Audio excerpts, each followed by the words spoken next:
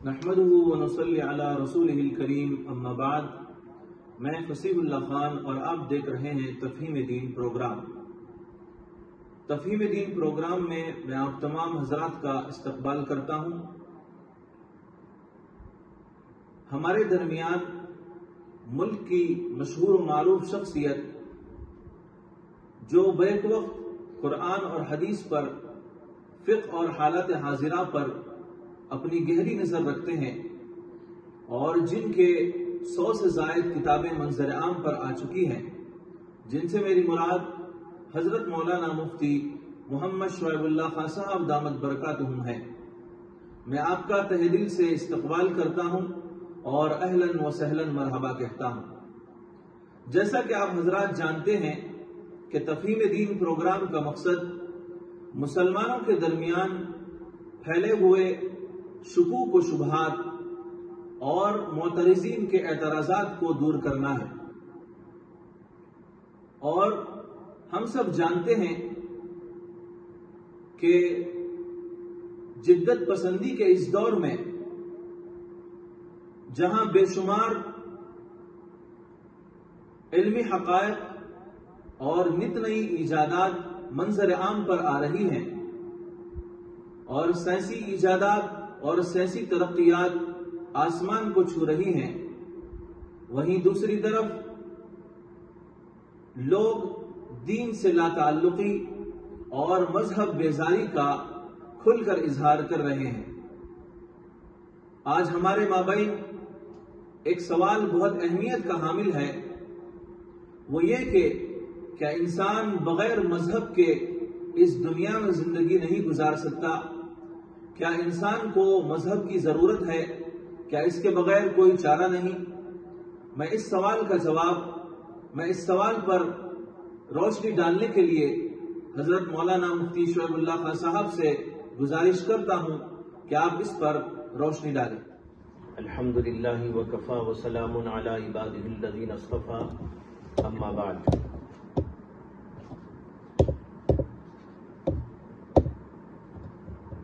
دور حاضر میں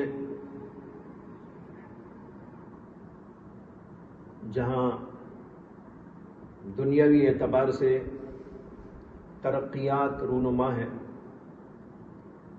سائنس اور ٹیکنالوجی کے علوم اور فنون عروج کو پہنچے ہوئے ہیں،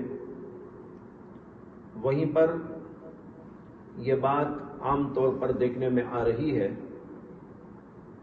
کہ لوگوں کے اندر دین کے بارے میں شکوک و شبہات، خاص طور پر وہ طبقہ جو دنیاوی علوم اور فنون پڑھتا ہے، کالجوں اور یونیورسٹیوں کا پروردہ ہے، ان کے اندر یہ بات بہت زیادہ محسوس کی جاتی ہے کہ وہ دین کے سلسلے میں وہ یقین اور یقین کی وہ کیفیت جو ہونی چاہیے، اس کے اندر ان میں کافی اضمحلال، بہت زیادہ کمزوری ہے۔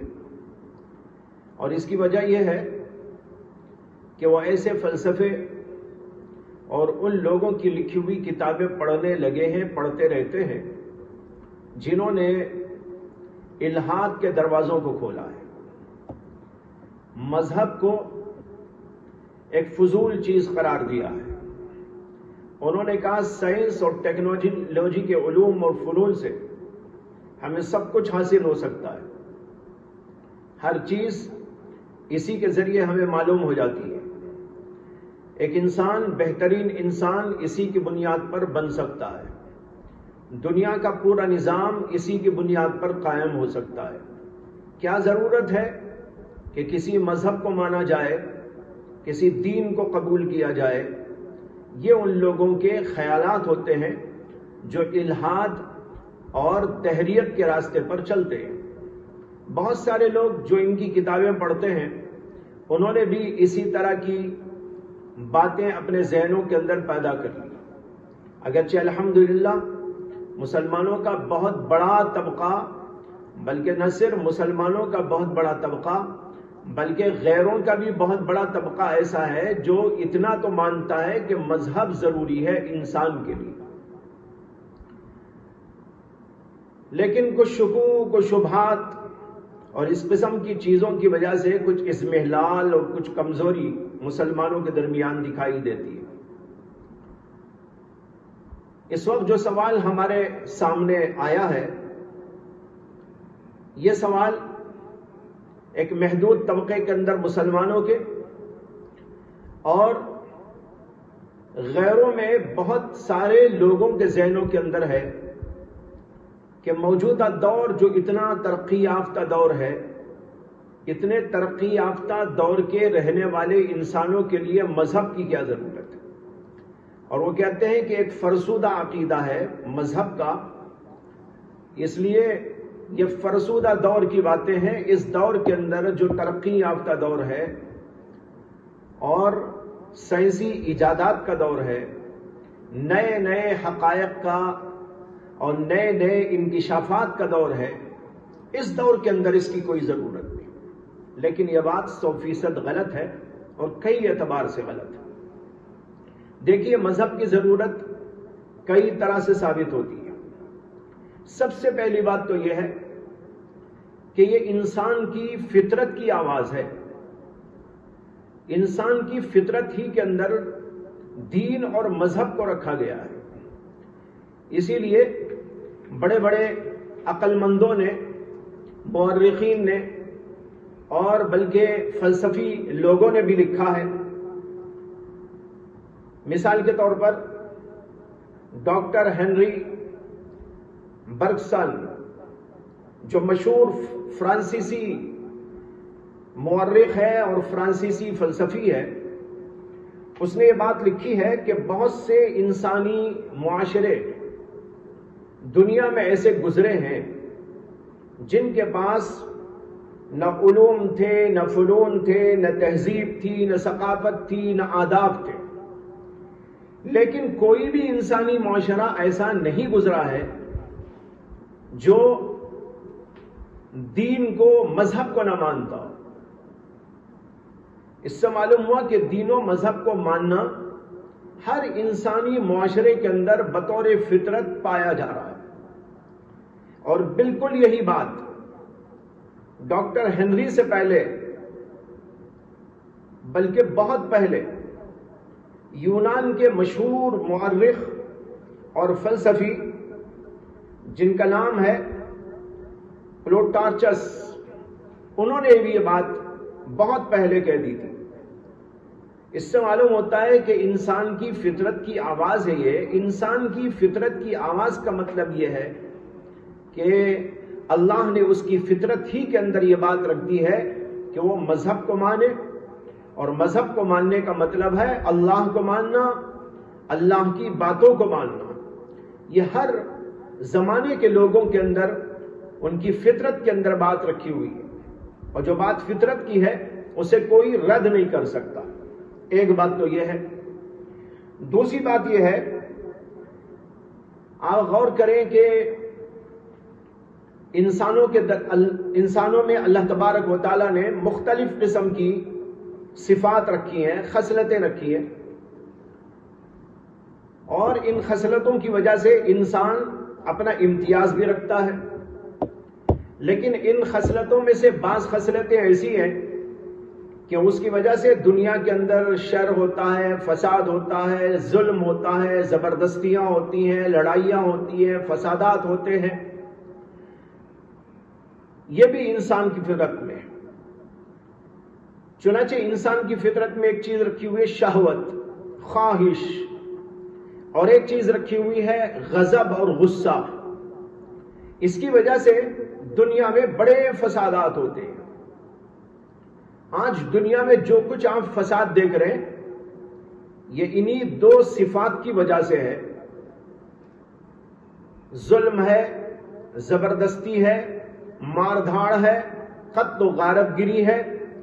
یہ انسان کے اندر رکھی ہوئی اس صفت اور خصلت کی وجہ سے ہے جس کا نام ہے غصہ اور جس کا نام ہے غضب. اور دوسری چیز اس کے اندر رکھی ہوئی ہے شہوت، خواہش. اور خواہش کی وجہ سے انسان بہت ساری غلط باتیں دنیا میں کرتا ہے. یہ دونوں باتیں بالکل آشکارا ہیں. جب دنیا کے اندر یہ ظلم ہے، فساد ہے، قتل ہے، غارت گری ہے، ملک تباہ کیے جا رہے ہیں، انسانی معاشرے کو جو ہے یک لخت ختم کر دینے کی بڑی کوششیں ہو رہی ہیں، بلکہ بہت سارے جگہ واقعات پیش آ رہے ہیں. ایسی صورتحال میں غور یہ کرنا ہے کہ انسان کے اندر رکھی ہوئی ان صفات کو کنٹرول کرنے کے لیے بھی کوئی چیز چاہیے. اگر اسے کنٹرول کرنے والی کوئی طاقت نہ ہو، کوئی قانون نہ ہو، تو پھر یہ دنیا تو ظلم اور زبردستی اور قتل و قتال کی آماجگاہ بنی رہے گی. اس کے لیے اللہ تبارک و تعالیٰ نے ایک نظام آسمانوں سے نازل کیا ہے جس کو ہم مذہب کہتے ہیں، جس کو ہم دین کہتے ہیں، جس کو ہم اسلام سے بھی تعبیر کرتے ہیں. یہ کیوں نازل کیا گیا ہے؟ تاکہ دنیا کے اندر یہ ظلم و فساد جو ان صفات کی وجہ سے رونما ہوتا ہے، اسے کنٹرول کرنے والی کوئی طاقت ہو. اگر یہ نہ ہوگا، انسان کے پاس کوئی ہدایت نامہ نہ ہوگا، انسان کے پاس کوئی مذہب نام کی چیز نہ ہوگی، انسان کے پاس کوئی دین نام کی چیز نہ ہوگی، تو پھر دنیا کے اندر ایک لمحے کے لیے بھی کسی کو سکون اور اطمینان کی سانس لینے کا موقع نہیں مل سکتا. اس کے لیے اللہ تبارک و تعالیٰ نے مذہب کو نازل کیا، دین کو نازل کیا ہے. جب حضرت آدم علیہ السلام کو اللہ تبارک و تعالیٰ نے پیدا فرمایا اور پھر ان کو دنیا کے اندر بھیجا، اور جب ان کو پیدا کیا تو فرشتوں نے کہا تھا کہ اے اللہ، کیا آپ ایسی مخلوق کو پیدا کرنے جا رہے جو ظلم کرے گی، فساد کرے گی، خون ریزی مچائے گی؟ اللہ تعالیٰ نے کہا میں جانتا ہوں، تم نہیں جانتے. پھر آدم علیہ السلام کو ایک علم عطا کر کے بتایا گیا، اس علم کی وجہ سے میں ان کو دنیا میں بھیج رہا ہوں، اور یہ وہ علم ہے جو ان سب چیزوں کو کنٹرول کرے گا.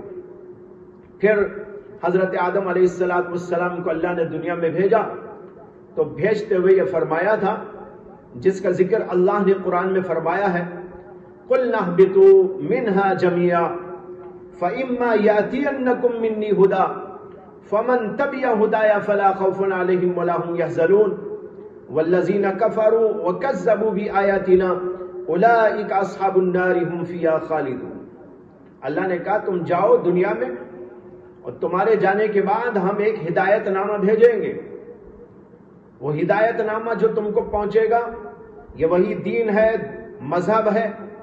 اللہ نے کہا میرا ہدایت نامہ پہنچے گا، جو اس کے مطابق زندگی کرے گا اسے نہ خوف نہ کوئی پریشانی، اور جو لوگ اس کو جھٹلائیں گے اور اس کو ٹھکرائیں گے وہی جہنم میں جانے والے. تو اللہ نے یہاں پر اس کی وضاحت فرما دی تھی.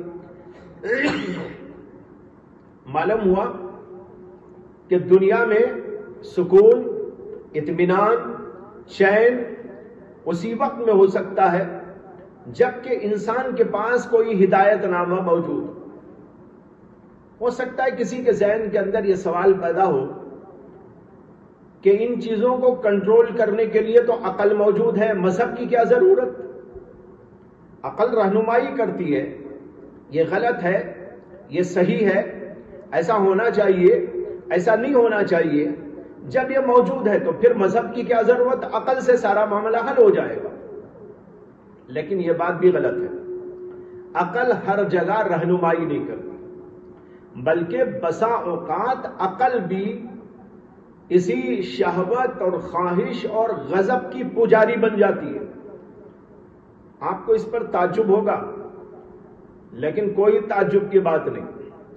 میں آپ کو کھلی آنکھوں تماشا دکھاؤں کہ آج دنیا کے اندر جو کچھ ظلم و فساد ہو رہا ہے یہ بڑے بڑے عقل مندوں ہی کی طرف سے ہو رہا ہے، یہ جاہلوں کی طرف سے نہیں ہے، یہ بے پڑھے لکھے لوگوں کی طرف سے نہیں ہے، یہ پاگلوں کی طرف سے نہیں ہے۔ دنیا میں پاگلوں نے اتنا بڑا فساد نہیں مچایا جتنا بڑا فساد آج دنیا کے اندر پڑھے لکھے لوگ اور بڑی بڑی میزائل بنانے کی عقل رکھنے والے لوگ اور بڑی بڑی ہتھیارات کی طاقت بنانے والے لوگ جو بڑے عقل مند سمجھے جاتے ہیں، اور اس میں کوئی شبہ نہیں کہ وہ عقل مند ہیں، انہی کی طرف سے تو یہ سارا فساد دنیا میں ہے۔ آپ کھلی آنکھوں دیکھ رہے ہیں، مشاہدہ ہو رہا ہے۔ اگر عقل اس کے لیے کافی ہوتی تو کیا یہ ظلم دنیا کے اندر جاری رہ سکتا تھا؟ اور کیا یہ لوگ فساد مچاتے؟ جو لوگ بے وقوف سمجھے جاتے یا جو لوگ پاگل ہیں دنیا میں، کیا ان کو آپ نے اتنا بڑا فساد مچاتا ہوا دیکھا؟ اگر وہ فساد کر بھی دیتا ہے، مثال کے طور پر غصے میں آ کر کوئی پاگل کسی کو پتھر اٹھا کے پھینک کے مار دیتا ہے، ایک آدمی مر گیا یا زخمی ہو گیا، لیکن یہ عقل مند کیا کرتے ہیں؟ اپنی عقل مندی کی وجہ سے، اپنی عیاری کی وجہ سے ملکوں کو تباہ کر دیتے ہیں، انسانی آبادی کے بڑے بڑے حصوں کو ختم کر دیتے ہیں۔ یہ کیوں ہو رہا ہے؟ یہ عقل ہی سے تو ہو رہا ہے۔ معلوم ہوا عقل کو بھی کسی قانون کی ضرورت ہے۔ اگر عقل کے پاس کوئی ایسا ہدایت نامہ موجود نہ ہو، وہ بھی بہک سکتی ہے، اور یہ کھلی آنکھوں تماشا دیکھا جا رہا ہے۔ تو معلوم ہوا عقل اس کے لیے کافی نہیں، اس وجہ سے مذہب کو دیا گیا، مذہب کو نازل کیا گیا، اور مذہب کے مطابق زندگی کرنے پر انسان کو سکون اور راحت، اور تمام دنیا کے لوگ اگر اس کو قبول کر لیں تو ساری دنیا کے اندر ہر قسم کا ظلم اور فساد ختم ہو کر ہر جگہ پر سکون اور اطمینان کی فضا پیدا ہو جائے گی۔ ایک اور اعتبار سے دیکھیے کہ انسان کو اللہ تبارک و تعالی نے دو چیزوں سے بنایا۔ ایک جسم ہے جو مٹی کا ہے، اور دوسری چیز اس کے اندر روح رکھی ہوئی ہے جو اوپر سے اس کے اندر ڈالی گئی۔ دنیا میں جو کچھ کھانے کی چیزیں، پینے کی چیزیں، استعمالی اشیاء اور جو کچھ ساز و سامان آپ کو نظر آتا ہے، یہ سب جسم کے لیے۔ روح کے لیے کیا غذا ہے؟ روح کی تسلی کا کیا سامان ہے؟ روح کے اطمینان کا کیا سامان ہے؟ تو اس کے لیے آپ کو ماننا پڑے گا کہ ایک اور چیز ہے جو آسمانوں سے اللہ نے نازل کی، اس کا نام ہے مذہب۔ چنانچہ دنیا میں جتنا چاہے آپ کر لیں، کھانے کا سامان پیدا کر لیں، اپنے دنیاوی علوم اور فنون کی ترقی سے، سائنس کی ترقی سے، ٹیکنالوجی کی ترقی سے بے شمار اسباب پیدا کر لیں، لیکن اس کے باوجود انسان کی روح کو کبھی تسلی نہیں مل سکتی۔ انسان کی روح کو اگر تسلی مل سکتی ہے تو اللہ سے تعلق سے مل سکتی ہے، اسے رجوع کرنا پڑے گا اللہ کی طرف۔ جب وہ اللہ کی طرف رجوع کرے گا تو اس کو سکون ملے گا۔ یہی مذہب سکھاتا ہے۔ تو معلوم ہوا کہ مذہب کی ضرورت اس اعتبار سے بھی ہے کہ اللہ نے ہمارے جسم کے اندر جو روح رکھی ہے اس کا سامان اس کو ملے، اس کی غذا اس کو ملے، اس کی دوا اس کو ملے، اس کی زیب و زینت کی چیزیں اس کو ملے، اس کو سنوارنے اور بنانے کی چیزیں اس کو ملے۔ یہ سب چیزیں تو جو ہے دین دیتا ہے، مذہب دیتا ہے۔ اس لیے مذہب کے بغیر انسان اگر زندگی کرنا چاہے تو وہ اس کی زندگی کامیاب زندگی کبھی نہیں ہو سکتی۔ ایک چوتھا پہلو جو بہت ہی اہم ہے،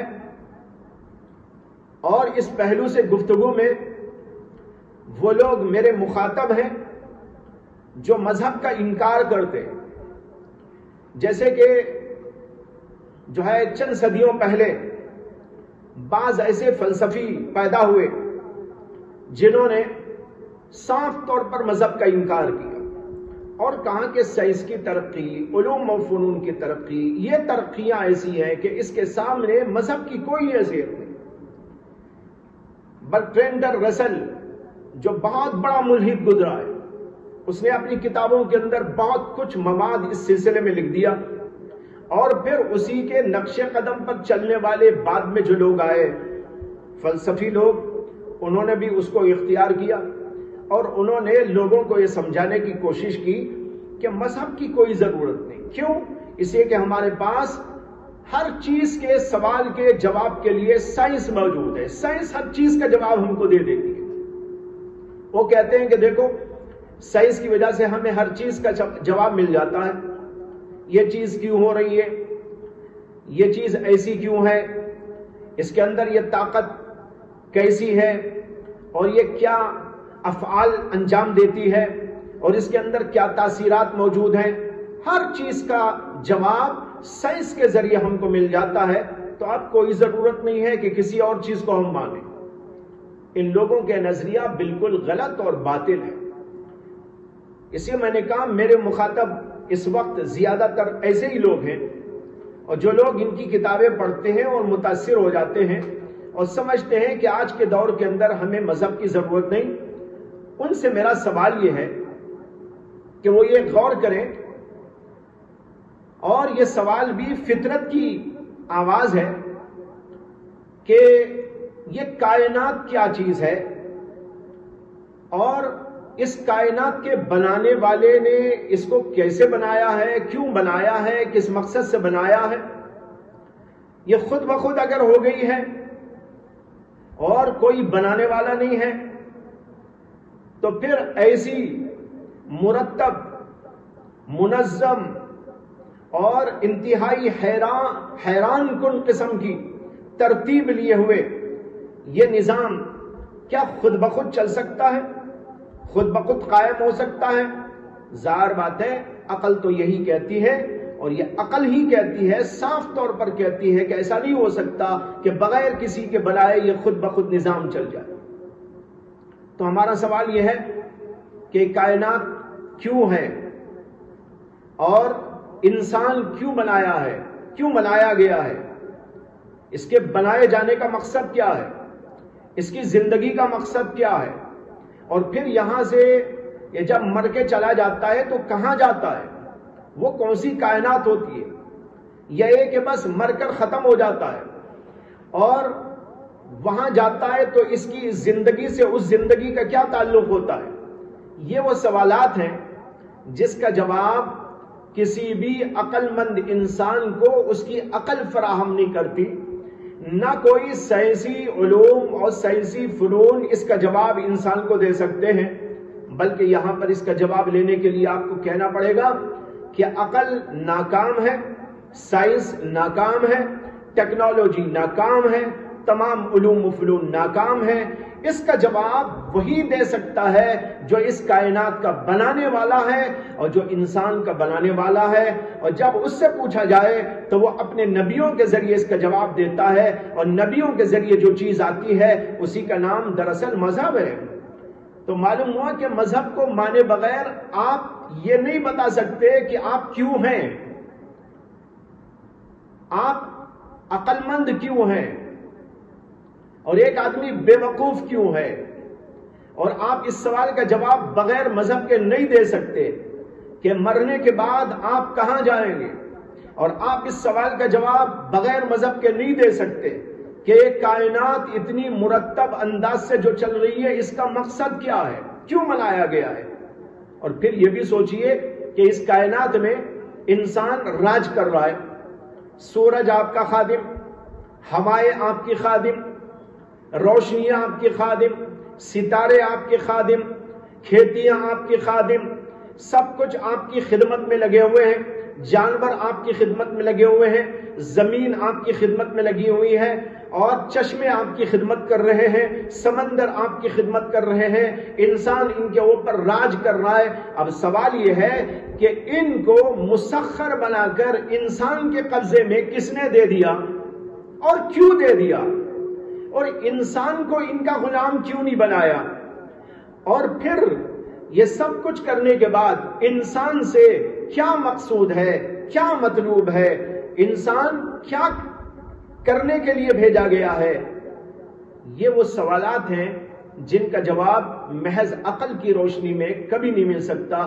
اس لیے ضرورت ہے کہ ہم مذہب کو مانیں. جب انسان مذہب کو مانے گا، یہ اس کی فطرت کی آواز، اس پر وہ لبیک کہہ رہا ہے.